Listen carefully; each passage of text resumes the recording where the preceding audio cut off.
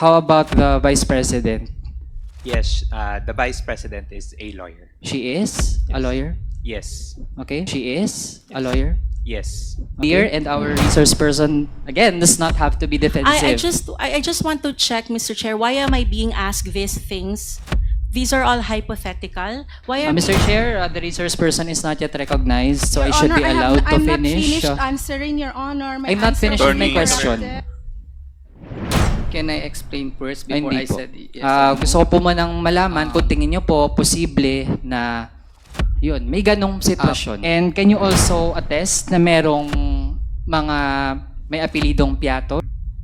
It can be that there is a Piatos in Davao, but personally, I do not know of someone. 01. JMC itself is the law, Mr. Chair, on confidential funds. Mr. Chair, iba po ang circular sa batas. So, then again, kung i-refresh po ng ating resource person who is a lawyer, yung mga basis for the use of confidential fund, tingin po ba natin meron pang ibang basis citing that joint circular? That's the only basis that I know of, Mr. Chair. I'm not really that familiar as to the different or other laws on confidential funds. So, Mr. Chair, para po ma-enlighten yung ating resource person, pati po yung iba rin, kasi kanina, Mr. Chair, nung tinatanong po si Ms. Gina Acosta, siya na po mismo ay SDO ng OVP, hindi din niya alam yung kanyang papel. And I'm troubled, Mr. Chair, kung ganun pala ang level of awareness ng mga nasa OVP tsaka DepEd regarding confidential funds. Yung sa case po ninyo, in the event na meron po kayong nalaman na merong gumamit ng confidential fund to hand out so-called allowances to top officials of an agency, ano po ang gagawin ninyo? Hypothetically, again, Mr. Chair, of course, if I know someone who does that, it has to be reported. So, kung kayo po, may ganun kayong nalaman na kuwang impormasyon, kanino po ninyo ire-report? I think it has to be reported to the Commission on Audit, Mr. Chair. So, as an official of an agency, dediretso po kayo sa COA. I'm not really that familiar on how to report such cases, Mr. Chair, but yes, or it can be through the Ombudsman or through any other agency which can actually look into and investigate on the matter. Hindi ninyo ito isusumbong sa nakakataas na opisyal? Yes, Mr. Chair. It can also be through the highest official of the agency which handles the said agency. Mr. Chair, paano naman po if ever na mismong higher official ang nag-utos sa inyo na gamitin ang confidential fund for the purpose of handing out allowances to other top officials? In that event, ano po ang gagawin ninyo? Again, these are all hypothetical, Mr. Chair. Yes, Mr. Chair. Yes. I think that's already clear, and our resource person, again, does not have to be defensive. I just want to check, Mr. Chair, why am I being asked these things? These are all hypothetical. Why am I being asked these things? Mr. Chair, I think we have already established kanina na bahagi ito ng deliberasyon ng ating komite. And I advise for the third time yung ating resource person na wag pong masyadong maging defensive kasi po ito ay bahagi nung pag-check natin dahil nga lumitaw na sobrang naabuso ang confidential funds. So we'd like to know from those who have served actually top positions sa ating mga ahensya, ano ba yung pagtingin dun sa nakita nating mga nangyari? So we want to see how we can have better safeguards dun sa pera ng bayan. So again, kung wala naman pong tinatago yung ating resource persons and we are asking possibilities, di po kailangan maging defensive. So yun na pong huling tanong ko actually. So Nakakalito lang po kailangan kasi- lang pong sagutin ng ating resource person. Sige Miss- po. Miss So Sunshine your Farda. question was, the last question was, can you repeat, Mr. Chair? Point of order, Mr. Chair. Point of order. What is the may I point of remind- order yes, of Honorable Yes. Zia Alontonjong? Yeah, may I remind our resource persons to speak when they're being recognized. Yes, Mr. Chair. Thank And you. please, I apologize, Mr. Chair. Okay. Tsaka hindi po kayo po pwedeng magtanong ng question. So, parang I siya po ang apologize, Mr. tinatanong Chair. ninyo eh. Yes. Please continue, Congressman Manuel. Thank you, Mr. Chair. Mr. Chair, kung merong higher official na nag-utos sa inyo na gamitin ang confidential funds for the purpose of handing out allowances in the form of cash na naka-envelope to other top officials in your agency, ano ang gagawin niyo kung sakali? That official may be reported to the Ombudsman, Mr. Chair. So, ibig sabihin you are ready to file a complaint against that higher official If that is the case, if it is true, Mr. Chair. and you are willing na ilahad ang iyong nalalaman. If that is an actual circumstance, Mr. Chair, of course, Mr. Chair. Okay. So, ayun, nasagot naman pala, Mr. Chair. So, yun lang yung mga tanong ko so far for Ms. Sunshine Fajarda. Mr. Lemuel Ortonio, you're recognized. Thank you, Mr. Chair. Maayong gabi, Your Honor. Mr. Chair, si Mr. Ortonio po ba ay abogado din? No, Your Honor, I'm not a lawyer. Okay, but the Chief of Staff of the OVP is a lawyer, am I correct? That's correct, Your Honor. How about the Vice President? Yes, the Vice President is a lawyer. She is a lawyer? Yes. Okay. Mr. Chair, kasi kanina sa mga tanong po kay Mr. Ortonio kung paano nagamit, paano pinapaliwanag, paano ginamit, several responses po, Mr. Chair, ay tinuturo ang security officer na pinagbigyan ng buo-buong confidential funds. So, Mr. Chair, gusto ko lang malaman, ngayong ito na ang lumilitaw na ganun pala ang sistema ng kung paano ine-encash, tapos paano pinapasa yung pera, na kahit yung mismong SDO, si Ms. Gina Acosta, ay hindi din niya masagot yung mga tanong kasi nga hindi niya ginampanan yung kanyang papel ng maayos as SDO. Sa pagtingin po ba ni Mr. Ortonio, ay tama lang ba ang ganong naging practice sa Office of the Vice President in terms of handling the confidential funds? Based on the process that was mentioned earlier by Ms. Acosta, I would see that there is no parang deficiency in terms of the process that was employed to implement the confidential activities and using the confidential funds.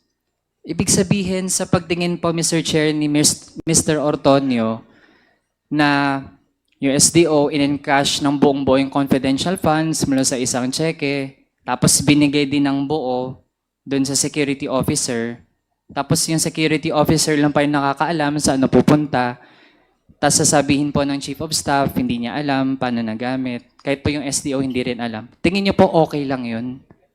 I would assume na yes, it's acceptable considering that, as mentioned by Ms. Acosta, she is not familiar with how it is being operated on the field. And the only person who would have the expertise would be the security officer. That's my understanding. Mr. Chair, to continue, ibig sabihin po okay lang yung regarding confidential funds, wala rin po siyang masagot na maayos kapag pag-uusapan na isa napunta, pero bahagi po sila ng mga opisyal na pwede pong managot kapag napatunayan na merong pera na hindi nagamit ng tama o hindi na natin alam saan napunta. Are you fine with that kind of system in place? Yes, Your Honor, because I believe that it is my personal belief, no, na the process is okay yung process niya. There is nothing that I see personally that is deficient. Okay. I'm in state of shock, Mr. Chair, dun sa ganong tipo ng perception hanggang ngayon, Mr. Chair.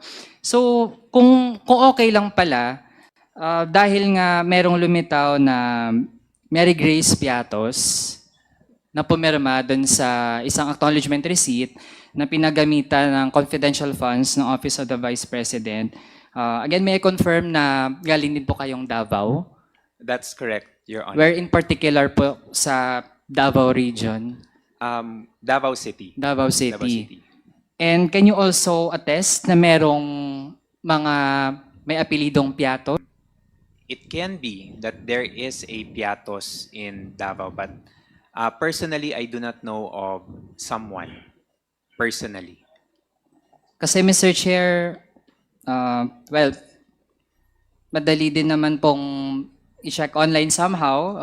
Pwedeng ma-quick check. Ako pa, Mr. Chair, I'm not from Davao, I'm from Iloilo City. Pero Mr. Chair, nung chinek natin, kung merong nagkakaapelido na Piatos, Mr. Chair, single T lang. Merong mga may apelidong ganon, pero hindi double T. Kaya, Mr. Chair, if even our resource person who is from the Davao region itself, hindi din po makapag-attest talaga or even say na meron siyang familiarity na may tao na may ganong apelido, then that really begs the question, sino talaga yung taong ito? Mr. Chair, lalo na dapat supposedly bahagi po kayo ng mga pumirma to request the confidential funds. So, sa personal niyo pong pagtingin, tingin niyo po ba ay, kung yun, itong buong pangalang Mary Grace Piatos, tingin niyo po ba may ganitong tao talaga? I cannot say that there is someone na Mary Grace Piatos, specifically yung name, but it can be that there's someone named Mary Grace Piatos. So, ibig sabihin, Mr. Chair, si Mr. Otonio, tingin niya ay maniniwala siya na may ganitong tao, na may pangalang Mary Grace Piatos with a double T. Yes, that's correct, Your Honor. I would. Okay. Kasi lumitaw din po yung si Kokay Villamin, yung may acknowledgement receipt sa OVP, meron din sa DepEd. Same name, magkaiba yung pirma. Kung kayo po, tingin nyo ba posible na merong isang tao tapos meron siyang at least dalawang magkaibang pirma? Mr. Chair, Yes or no lang po. Tingin nyo po ba okay yun? can I explain first Ay, before hindi I po. said yes or no? Gusto ko po manang malaman kung tingin nyo po posible na yun, may ganong sitwasyon.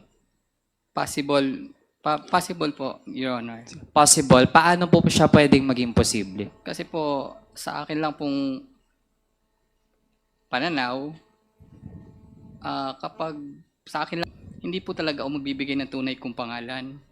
Kasi madedelikado po kasi ang buhay ko. So, posibleng may nagaya pong pangalan. So, iba po ang perma. Sa akin lang po yan. Posibleng Po sa akin. nagaya ang pangalan. Out Nagaya of po. hundreds of possible first names and out of hundreds or even thousands of surnames, ay posibleng randomly merong isang Kokoy Villamin na lumitaw sa OVP, meron din po sa DepEd. Sa akin lang pong Tingin nyo po, sa akin lang posible pong yun? paningin. Posible po. Kaya po siguro, magkaiba ang perma. Sa akin lang po yan, Mr. Chair, Tingin pero niyo hindi po. naman po ako expert yan. Pero bilang naging former special disbursing officer, kung kayo po yung nakatanggap nun, ano pong iisipin po ninyo? Mr. Chair, kasi hindi naman po expert, pero kung ako po, ito double check ko po siguro. Ito-double check. Opo. So, dahil po naging special disbursing officer po kayo ng DepEd at nag-handle po ng confidential funds, nung nasubmit na po, na-compile na yung mga acknowledgement receipt, na-check nyo po ba lahat ng yon para ma-encounter yung Kokoy Villamin? Mr. Chair, ang gina-check ko po kasi sobrang dami po niyan. Maghahabol po ako sa oras po kasi may ano po 'yan eh. Pag sinasubmit po 'yan, 30 days after the quarter. So hindi actually kulang po yung 30 days bago ko po makuha yung kumpleto lahat-lahat. So ang chine-check ko lang po diyan ay yung kung may pangalan pero hindi ko na po basta may sulat, may perma at saka po yung amount, Mr. Chair. Mr. Chair, balikan ko po si Mr. Ortonio. Kayo po Yes. tingin niyo posible na may isang tao na merong dalawang magkaibang pirma? It can be, Your Honor. Pwede can, din. It can be. That's my personal opinion. Kung kayo po, paano? Tingin niyo, paano? It can be it's yung initial niya, counter signature, or the other one is a full signature. Mr. Chair, kasi based dun sa documents na napakita dito sa komite, ay meron talagang pirma. Pero pareho po yung pangalan. At kung kayo po ay isa dun sa mga top officials ng Office of the Vice President, ay mananagot po kayo doon kapag hindi talaga mapatunayan totoong tao yung mga iyon. So would you still stand by your belief na posible po that to prove how public funds were used, okay lang na merong gumamit, may naka-receive na ganong tao na merong dalawang magkaibang pirma? It can be, Your Honor, but of course subject to verification.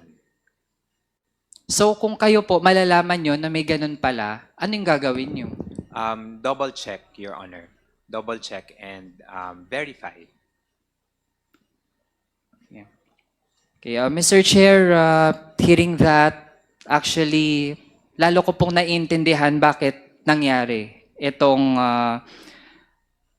hindi talaga kapanipaniwala at actually horrifying na paggamit ng confidential funds. Kasi pala, ganito yung mga opisyal na meron, yung OVP tsaka DepEd, at ito yung mga pinamunuan ng vice-presidente. Mr. Chair, kung ganito yung standards na meron sa ganitong mga institusyon, no wonder na ganito pala yung nangyari. Mr. Chair, last few questions kay Attorney Rosel Abella. Mr. Chair, kanina din na-expound kung paano na-produce yung mga certifications. Mr. Chair, kay Attorney Abella, hindi po ba kayo nagdalawang isip na magnotaryo ng mga certifications na merong blank, meron din walang personal appearance? Your Honor, referring to what document, Your Honor? Yung kanina, yung sa interpellation ni Kong Asidre. The can we Yung certifications ng Specify, OVP Your tsaka Honor? DepEd. Yung kanina po, it's fresh. I wouldn't assume na nalimutan po din niya. Pero yung mga pinakita po. Yes, Your Honor, as I mentioned, while it's not written on the document, Your Honor, may I request that the document be specific, Your Honor, so that I can accurately answer, because there are several documents. Napakita po kanina yun. Your Honor, madaming document na pinakita po, Your Honor. Okay, we can request the help of the technical staff, pero yung isa doon ay dapat dalawa yung sinasabing nag-appear personally. Isa doon si VP Sara, pero hindi siya nag-personally appear. Yes, Your Honor, the document is an attestation, Your Honor. So when we attest, Your Honor, the one who is executing the document is the special disbursing officer. The attesting Mr. officer, Chair, I think na-establish na po kanina na supposedly, kung dalawa yung nakalagay na pangalan, tapos end pa siya, No, Your dalawa po Honor. sila. We- Mr. Chair, the resource person is not yet recognized, so Your I should Honor, be allowed to I'm not finish. finished answering, Your Honor. My I'm not answer finishing was my question. corrected. Sufficient time to answer because my answer was Attorney- incomplete. Attorney Abella, Yes, Your Honor. huwag po kayo makipagsabayan. Antayin po ninyo matapos yung tanong bago po kayo sumagot. I apologize, Your Okay. Honor. So, Yes, Congressman thank you, Manuel. Mr. Chair. Mr. Chair, I think napaka-basic din naman po ng tanong ko. We have already heard kanina ano yung mga ginawa pala ni Attorney Abella mula dun sa interpellation ni Kong Asidre. Actually, gusto ko pa nga po na marinig. No? Yun. Kung nung ginawa po yon or bago pa nga magawa, ay hindi man lang ba nagdalawang isip na hindi ito yung tamang gawin, na magnotaryo sa mga dokumento na blank or wala yung personal appearance. Yes, Your Honor, referring to the certifications, Your Honor, the document was executed by the Special Disbursing Officer.